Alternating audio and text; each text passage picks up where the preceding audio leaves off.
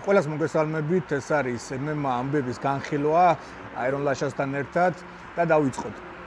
Top 10 ყველაზე მოსალოდნელი და ყველაზე საინტერესო ბრძოლა, რომელიც ჩვენ გველის ან შეიძლება მოხდეს 2025 წელს. პირველ რიგში მინდა აღნიშნო, რომ ჩატარდა ბიორნაკლის ანუ მუშტიკრივის დიდი ჩემპიონატი, პრესკონფერენცია ჩაატარა თვითონ კონორ მაკგრეგორმა, როგორც ვიცით, მას ეკუთვნის წილი ბიორნაკლ ორგანიზაციაში, ამიტომ არის ხშირი მონაწილე პრესკონფერენციების და ბრძოლების. შემდეგი საინტერესო ამბავი, კარატე კომბატში ნოკაუტით გაიმარჯვა პერეირას დამ, ასევე არის კარგი სტრაიკერი, კარგი კიკბოქსერი, პრინციპში არაფერი არ არის ამაში გასაკვირვი.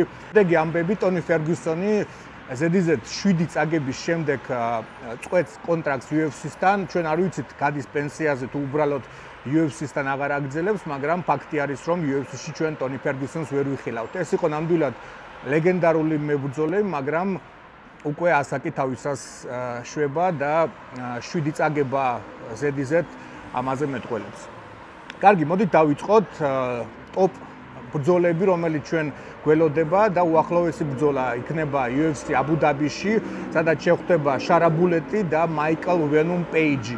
ეს არის ორი არასტანდარტული სტრაიკერის შერკინება. ჩემი აზრით მოიგებს შარაბულეტი, რადგანაც აქვს უფრო დიდი გამოცდილება კიკბოქსინგში და ეს ბრძოლა ჩატარდება ჩემი აზრით დგომში. მაგრამ რო განვიხილოთ მაიკლ ვენუმ პეიჯის შანსები, ვიტყვი რომ უფრო უნივერსალური არის, შეუძლია იბრძოლოს პარტერში, შეუძლია იჭიდაოს, შეუძლია გადაიყვანოს იმ შემთხვევაში თუ ვერ გაამართლებს მისი დარტყმის ტექნიკა. ამიტომ საინტერესო ბრძოლა გველოდება, ორი არასტანდარტული სტრაიკერი, რომელიც ფინტაობს, რომელიც ღადაობს ბრძოლის დროს და აკეთებს საკმაოდ საოცარ დარტყმებს. ეს არის მუხლით განათიში ყავს მაიკლ პეიჯს, ასევე გავიხსენოთ ბოლო ბრძოლა ჩვენი მეკომბლესი, ხო როგორი სახელიც აქვს შარაბულეტს, მაგრამ მან პირველად UFC-ში გააკეთა ორმაგი ბექფესტი. UFC-ის ისტორიაში ჯერ არავის არ გაუკეთებია და არ მოუგია ნოკაუტით ორმაგი ბექფესტი. კარგი, შემდეგი ბრძოლა. მოსალოდნელი არის ასევე ბრძოლა ხელოვეი ოლივერასთან, რადგანაც მაქს ხელოვეი ბოლო ჩვენ გვახსოვს, რომ წააგო ჩვენ ილია თოფურიასთან და გეგმავს, რომ ავიდეს წონით ზემოთ და მოსალოდნელი ბრძოლა შეიძლება იყოს ოლივერასთან. მე ვფიქრობ, რომ ძალიან საინტერესო იქნება. უპირატესობას მიუხედავად ბოლო წაგების მე მივცემდი ხელოვეის, რადგანაც უფრო გამძლე არის, უფრო გამოცდილი არის, უკეთესი სტრაიკერი არის. რაც შეეხება ოლივერას, შეიძლება ჰქონდეს შანსები პარტერში, რადგანაც არის შავი ქამარი ჯიუ-ჯიტსუში, მაგრამ გავიხსენოთ, რომ მან ბოლო ბრძოლა წააგო არმან ცარუკიანთან და წინა ბრძოლა წააგო მახაჩევთან, რომელმაც დააღწია საკმაოდ მარტივად. ამიტომ ამ ბრძოლაში თუ ეს ბრძოლა მოხდება, მე მივცემდი უპირატესობას ხელოვეის. შემდეგი ბრძოლა, რომელიც იქნება main event-ი აბუ-დაბის UFC-ში, ეს არის ისრაელ ადესანია ნარუძინ იმავოვი. ორი სტრაიკერი, ძალიან საინტერესო ბრძოლა გველოდება. main event-ი იქნება შარაბულეტ პეიჯთან და main event-ი იქნება ადესანია ნარუძინ იმავოვი.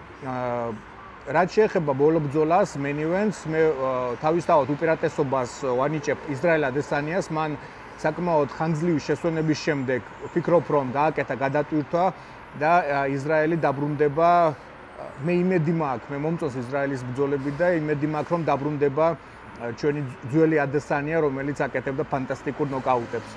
ასევე არ მინდა შანსების გარეშე დავტოვო იმავოვი, რადგანაც არის უმაღლესი დონის სტრაიკერი, მან ეს დაამტკიცა, სამწუხაროდ დაამტკიცა იმით, რომ გაიმარჯვა დოლიძესთან ბრძოლაში, მაგრამ ფაქტი არის იმაში, რომ კარგი სტრაიკერი არის, ძალიან სწრაფი ხელები აქვს, კარგად უტყამს ფეხს და შეიძლება რომ ვისაუბროთ იმავოვის უპირატესობაზე, ვთქვათ ის, რომ უფრო სწრაფი შეიძლება იყოს, მაგრამ არ ამგონია, რომ რამეთი შეძლოს და გააკვიროს ადესანია. თუ ადესანია არის მოტივირებული და თუ ადესანია არის კარგ ფორმაში. ჩემი აზრით ადესანია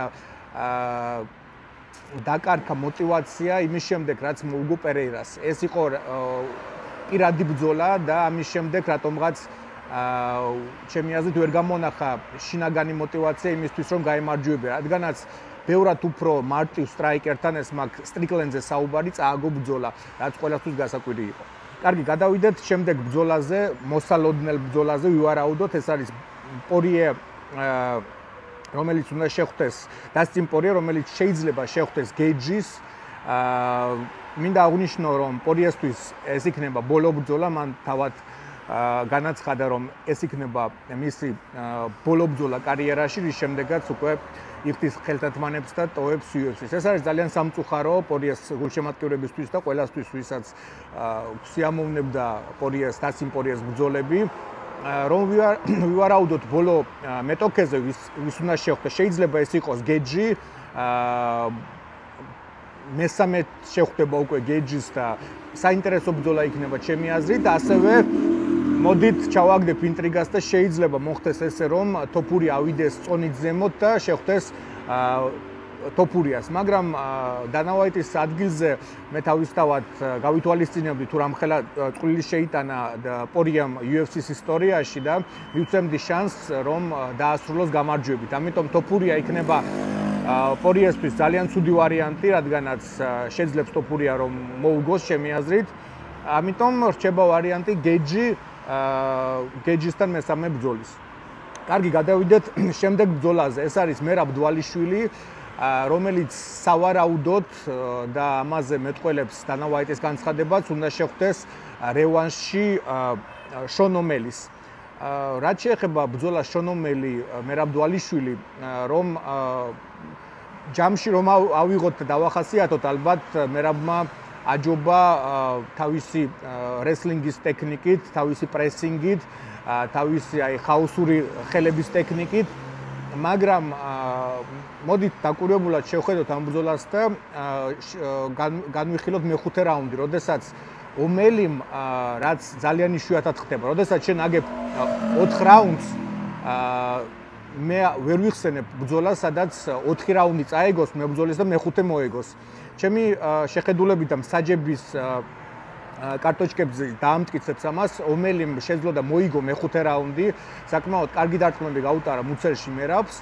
ამიტომ რომ ვისაუბროთ იმ საშიშ მომენტებზე, რომელიც შეიძლება ამ ბრძოლაში გველოდებოდეს, ეს არის ალბათ ძალიან სწორი ანალიზი ძველი ბრძოლის და მომზადება სპეციალურად მერაბის საწინააღმდეგოდ. მე ძალიან მომწონს შონ ომელის გუნდი, თუ როგორ ანალიზს აკეთებენ, როგორ გეგმას ადგენენ და როგორ ხედავენ და ალაგებენ ბრძოლას. ამიტომ მე ვაძლევ ამ ბრძოლაში თავისთავად უპირატესობას მერაბს, მაგრამ არ გამოვრიცხოთ სპეციალური რაღაც მომზადებული დარტყმები, სპეციალური ტაქტიკა იმისთვის, რომ ომელიმ გაიმარჯვოს. საინტერესო ბრძოლა გველოდება, დაწერეთ კომენტარებში თუ ომელისთან რევანში არა, მაშინ ვისთან გსურთ რომ იბრძოლოს მერაბ დვალიშვილმა. ჩემი ანალიზით პიოტრ იანი საკმაოდ კარგად მიდის ახლა იანის კარიერა, გაიმარჯვა და საკმაოდ დაარწმუნა თავისი ფანატები, რომ ახალ პიკზე არის, ასევე რაც შეეხება ბრძოლას მერაბთან, რომელიც პიოტრმა წააგო, ამბობს, რომ ჰქონდა ძალიან ძლიერი ტრავმა, რის გამოც ვერ შეძლო და აჩვენა მხოლოდ თავისი ნახევარი შესაძლებლობების, მაგრამ ეს არის მხოლოდ საუბრები. შენ თუ ხარ პროფესიონალი, შენ თუ გადიხარ რინგზე, შემდეგ თავის გამართლება უკვე ჩემი აზრით სწორი არ არის. მაგრამ როგორც პოტენციალური ბრძოლა მე განვიხილავდი და ჩემთვის საინტერესო იქნებოდა პიოტრ იანი, მერაბ დვალიშვილი. ასევე საინტერესო იქნებოდა და ხაიპის მხრივ ალბათ უფრო UFC-სთვის კარგი იქნებოდა ომელისთან ბრძოლა. ორივე ბრძოლას დიდი სიამოვნებით ვიხილავდით და ვალეშიკობთ თავისთავად ჩვენ მერაბ დვალიშვილს, ჩვენ მანქანას. შემდეგი ბრძოლა, რომელიც შესაძლებელია რომ ჩატარდეს, ეს არის პიოტრ იანი უმარ ნურმაგომედოვი. არის საუბრები ამ ბრძოლაზე, მაგრამ გავითვალისწინოთ ის, რომ უმარმა მიიღო დისკვალიფიკაცია 9 წელიწადზე მეტი. საუბარი თუ არ მეშლება არის 180 დღეზე, თუ არ მეშლება. და ამისგან გამომდინარე ეს არის ხელის მოიტეხა ხელი და ამის გამო ვერ შეძლებს ნორმალურად რომ მოემზადოს და რატომღაც მგონია რომ იანი არ იქნება მზად რომ 9 თვე და 9 წელიწადი ელოდოს. არ მგონია რომ ეს იყო შესაძლებელი. ამიტომ ნახოთ რა მდგომარეობაში იქნება უმარი როგორც პოტენციალური ბრძოლა საკმაოდ საინტერესოა, რადგანაც მიდის საუბარი ესეთ ბრძოლაზე, ეს ნიშნავს რომ არც თუ ისე ფანტასტიკური არის ამ ბრძოლის ჩატარება. კარგი, შემდეგი ბრძოლა. ეს უკვე უფრო საინტერესო, ჩიმაევი ჩემი აზრით 2025 წელს აუცილებლად შეხვდება დუპლესის. თავისთავად ფავორიტი არის ჩიმაევი და ძალიან დიდი ბევრი გულშემატკივარი ეყოლება საქართველოში. ჩვენთან იყო ჩამოსული რამოდენიმე თვის წინ ჩიმაევი. მთელი ჩვენი კავკასიელი ადამიანია, ვალელშიკობ ჩიმაევს და ამის გარდა უბრალოდ ხარიზმატული მებრძოლი არის. ძალიან დიდი ფან-ბაზა ყავს მსოფლიოში. რაც შეეხება სტილისტიკას, უფრო ძლიერი არის, უკეთესად ჭიდაობს, უფრო სწრაფი არის. მაგრამ ჩვენ არ გვინახავს ხამზად ჩიმაევი 5 რაუნდიან ბრძოლაში. ჩვენ ვიცით რომ უსმანთან საკმაოდ აქტიური პირველი რაუნდის მერე მეორე რაუნდში ვეღარ იყო ფორმაში, ენერგია ძალიან ბევრი დახარჯა პირველ რაუნდში, ვერ განსაზღვრა და მეორე რაუნდი იყო თითქმის თანაბარი. მიუხედავად რომ მიცეს გამარჯვება მსაჯების გადაწყვეტილებით, ბევრმა აღნიშნა რომ ფუნქციონალურად ძალიან დიდი სხვაობა ჰქონდა პირველ და მეორე რაუნდებს შორის. ამიტომ დუპლესი თუ შეძლებს სწორად სტრატეგიის დალაგება, შეუძლია გაიმარჯვოს და ეს იქნება საუბარი ალბათ მე-4, მე-5 რაუნდებზე. პირველ რაუნდს 100%-ით მივცემდი ჩიმაევს, მეორე რაუნდსაც მივცემდი ჩიმაევს და ალბათ მესამე რაუნდის გამარჯვებული თუ ბრძოლა გაგრძელდა 5-ვე რაუნდი, ვინც გაიმარჯვებს მესამეში, ის იქნება გამარჯვებული მთლიანად ბრძოლაში. ეს არის ჩემი შეხედულება ამ ბრძოლის გამომდინარე იმ ბრძოლების, რომელიც მე მაქვს ნანახი, მაგრამ ასევე შეგახსენებთ, რომ დუპლესი უნდა შეხვდეს სტრიკლენდს რევანშში. ეს არის აუცილებელი რევანში, რომელიც მოხდება და მხოლოდ ამის შემდეგ შეხვდება ჩიმაევი გამარჯვებულს და ქამრის მფლობელს. რადგანაც ჩიმაევის ჯანმრთელობა არც თუ ისე კარგი აქვს, რადგანაც გადაიტანა საკმაოდ მძიმე ავადმყოფობა, საუბარი იყო ონკოლოგიურ დაავადებაზე სამწუხაროდ, რომ ესეთი რამ ხდება სპორტსმენებშიც, მაგრამ ჩვენ არ ამგონია რომ ჩვენ ვიხილოთ ჩიმაევის კიდე სხვა რეიტინგული ბრძოლა. ვფიქრობ რომ UFC მიცემს შანსს რომ შეხვდეს ქამრის მფლობელს დუპლესი სტრიკლენდის ბრძოლის შემდეგ, ვინც იქნება. და რაც შეეხება ბრძოლას დუპლესი სტრიკლენდი, ვერ გეტყვი, წინა ბრძოლა იყო საკმაოდ ახლო და აი 50-50 აბსოლუტურად ჩემთვის წარმოუდგენელი არის რომ მივცე უპირატესობა რომელიღაც ერთ მებრძოლს. ორივე არის უნივერსალური, სტრიკლენდი არის ბევრად უხეში, ბევრად უფრო მოტივირებული, რადგანაც ქამრის მოგება სურს და მიაჩნია რომ წინა ბრძოლა მოპარეს და არ მიცეს გამარჯვება, მაგრამ ასევე ჩვენი აფრიკელი სპორტსმენი არის საუბარი დუპლესიზე, არის საკმაოდ კარგი რესლინგის ბაზით, საკმაოდ არასტანდარტული სტრაიკერი არის და ყველაფერი არის მოსალოდნელი ამ ბრძოლაში. კარგი, გადავიდეთ ძალიან საინტერესო პოტენციალურ ბრძოლაზე. ეს არის ისლამ მახაჩევი, ილია თოფურია. შეიძლება რომ ეს ბრძოლა მოხდეს, თანაც გავიხსენოთ ის ფაქტი, რომ თოფურია აქტიური არის სოციალურ ქსელებში, ბოლო მესიჯმა გამოიწვია საკმაოდ დიდი ხაიპი, როდესაც დაწერა რომ მერაბმა აჩვენა რატომ ჯობია ქართული ჭიდაობა დაგესტანულს და აგრძელებს ჩიმაევის გამოწვევას, ამბობს რომ დაასაბმიშენებს და შეუძლია დაანოკაუტოს, რომ განვიხილოთ ეს პოტენციალური ბრძოლა. რა უპირატესობა აქვს ისლამ მახაჩევს? ისლამ მახაჩევს აქვს უპირატესობა პირველ რიგში გაბარიტებზე. ჩვენ არ უნდა დაგვაუწყდეს რომ მებრძოლი იკლებს 16-დან 12 კილომდე. ანუ თუ მახაჩევი გამოდის 77-ში, ეს ნიშნავს რომ შეიძლება 90-იც იყოს და მინიმუმ 86 იქნება მომზადების პროცესში. თოფურია არის ბევრად ნაკლები წონით, ბევრად უფრო დაბალი, ხელის გაშლაც უფრო ნაკლები, მაგრამ უკეთესი სტრაიკერი, უფრო ფეთქებადი, აქვს ძალიან მაგარი გრეპლინგის და რესლინგის ბაზა, აბსოლუტურად მოულოდნელია, რაზეც უნდა გააკეთოს ისლამმა ყურადღება, რომ მოიგოს ეს ბრძოლა, არის ალბათ უპირატესობა ფიზიკურ ძალაში და უპირატესობა გაბარიტებში. ჩვენ ვალელში გვყავთ თავისთავად ილიას, ვფიქრობ, რომ ილიას აქვს ძალიან დიდი შანსი მოგების, აქვს შანსი რომ მიწვდეს ისლამის ყბას და დაანოკაუტოს, მაგრამ არ დაგვავიწყდეს, რომ ისლამმა შეძლო და დაანოკაუტა ვოლკანოვსკი. ისლამი არის ძალიან უნივერსალური, მაღალი დონის სტრაიკერი, მაღალი დონის მოჭიდავე, მაღალი დონის გრეპლერი და დღესდღეობით ნომერ 1 pound of pound რეიტინგში ყველა დროის მებრძოლეების UFC-ში. ამიტომ ეს არ იქნება მარტივი ბრძოლა არც ისლამისთვის, არც ილიასთვის, მაგრამ ჩვენთვის მაყურებლებისთვის იქნება ძალიან საინტერესო. შემდეგი ბრძოლა, რომელიც აუცილებლად შედგება 2025 წელს, ეს არის პერეირა ანკალაევი. ეს არის ის ბრძოლა, რომელსაც მე პირადად ველოდები მძიმე წონაში, ორი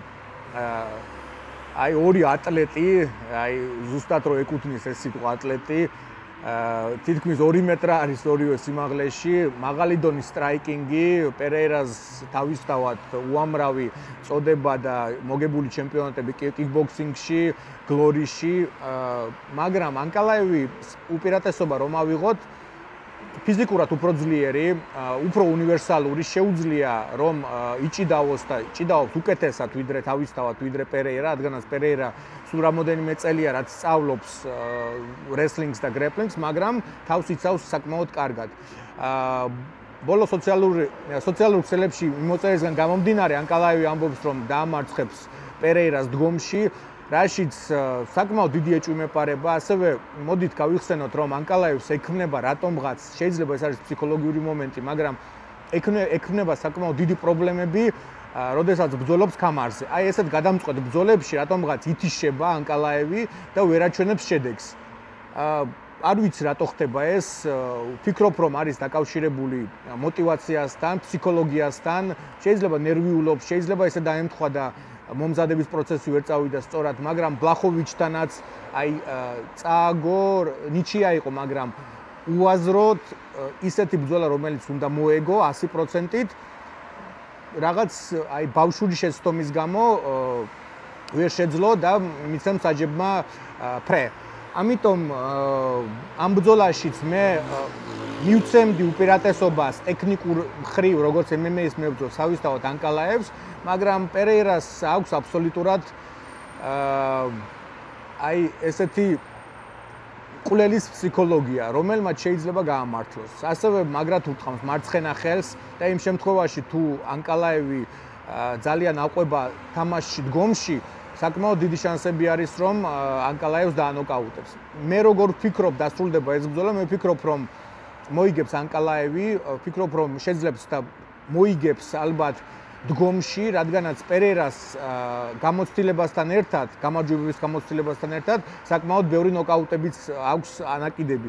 ეს ნიშნავს, რომ ვერც თუ ისე კარგად იჭერს სტარტყმას და ჩვენ ბოლო ბრძოლა ვნახეთ ადესანიასთან, ყოველი ნოკაუტი სულ ცოტათი, მაგრამ აუარესებს შემდგომარეობას და შემდეგი დარტყმა შენ იტან უარესად. ეგ როგორც პროფესიონალური მებრძოლი მე დაგიდასტურებ, თამას ესე არის. საკმაოდ ხანგრძლივი პროცესი არის აღდგენის. პერეირას ჰქონდა მრავალი ნოკაუტი, თან საკმაოდ ღრმა ნოკაუტები, რამაც დატოვა კვალი. ამიტომ ამ ბრძოლაში მე ვაძლევ უპირატესობას მაგომედ ანკოლაევს, ასევე გულშემატკივრობ მაგომედ ანკოლაევს, ძალიან კარგი მებრძოლი და კარგი ადამიანი არის, მე ესე მიმაჩნია. და ვფიქრობ, რომ საქართველოშიც ბევრი გულშემატკივარი ეყოლება. ბოლო ბრძოლა, რომელსაც მე აუცილებლად ველოდები 2025 წელს, ეს არის ტომ ასპინალი, ჯონ ჯონსი. ლეგენდა ჯონ ჯონსი არ დაასრულა კარიერას სტიპე მიოჩიშთან ბრძოლის შემდეგ და არ აძლევს კამარს ასპინალს. არც კამარს აძლევს, არც ეჩხუბება. არ ვიცი, სავარაუდოდ რაღაც გადაწყვეტილება უნდა მიიღოს. მე ვფიქრობ, რომ უпростоრად გეტყვით, რომ მე არ ვფიქრობ, მე მინდა რომ იჩხუბოს, ალბათ ელოდება დიდ გონორარს, არის საუბარი 30 მილიონ დოლარზე, რომლის შემდეგაც უკვე ჯონ ჯონსი მოაწერს ხერხს და იბრძოლებს. ასპინალი არის ძალიან მაღალი, ძალიან გრძელი ხელების გაშლა აქვს არის ძალიან სწრაფი და დაამტკიცა თავისი ნოკაუტებით, რომ არის ძალიან სახიფათო დგომში, არის კარგი გრეპლერი, კარგი ვრესლერი, ანუ არის უნივერსალური 21 საუკუნის MMA მებრძოლი. აი, MMA მებრძოლი როგორც ჩამოყალიბებული სპორტსმენი. განსხვავება იმაში არის, რომ თუ ადრე მოდიოდნენ კრივიდან, ჭიდაობიდან, კარატედან, ეხლა უკვე ბავშვობიდან ვარჯიშობენ MMA-ს. აი, ზუსტად ესეთი საბაზისო MMA სკოლის წარმომადგენელი არის ასპინალი. ამიტომ ეს იქნება ძალიან საინტერესო ბრძოლა, დიდი იმედი მაქვს, რომ მე ამ ბრძოლას თქვენთან ერთად ვუყურებ 2025 წელს და ეს იყო ტოპ ბრძოლების რეიტინგი მოსალოდნელი და რომელსაც მე როგორც დიდი UFC-ს გულშემატკივარი ველოდები 2025 წელს. აუცილებლად გამოიწერეთ ჩემი არხი, დატოვეთ თქვენი პოზიტიური და ნეგატიური კომენტარები, ყველა მისაღები არის. გამოიწერეთ აუცილებლად ჩემი Instagram და TikTok არხი და დაელოდეთ ახალ MMA News.